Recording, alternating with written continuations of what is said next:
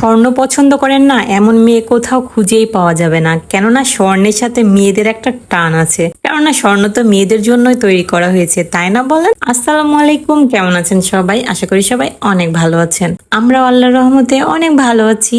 আর আজকে আমার মনটা বেশি ভালো, দেখতেই পাচ্ছেন। বললাম না স্বর্ণের সাথে মেয়েদের একটা টান আছে, আর চলে আসছি স্বর্ণের দোকানে, তাহলে কি আর মন খারাপ থাকে বলেন? অল্প কিনি আর বেশি কিনি সেটা বড় কথা নয়, স্বর্ণের দোকানে আসছি একটু হলেও তো কিনবো, এটা ভেবেই অনেক ভালো লাগতেছে। তবে এখন তো আর এগুলো কেনাই যাচ্ছে না, কেননা যে দাম, আগে এতগুলো টাকা হলে ও মনে হয় প্রায় 1 ভরি স্বর্ণ হয়ে যাবে, কিন্তু এখন এসে কি আর বলবো, কানের সাথে দেখাই যাচ্ছে না, এরকম একটা অবস্থা। যাই হোক, তারপরেও কিনতেই হবে, কেননা যে জিনিসটা লাগবে সেটা তো কিনতেই হবে। বিয়ের সময় যেরকম সবাইকে স্বর্ণ দেওয়া হয় সেই রকম কিন্তু সেই হিসেবে আমাকেও কিছু স্বর্ণ দেওয়া হয়েছিল, কিন্তু যে কোনো কারণেই হোক সেই স্বর্ণগুলো আর আমার কাছে নেই।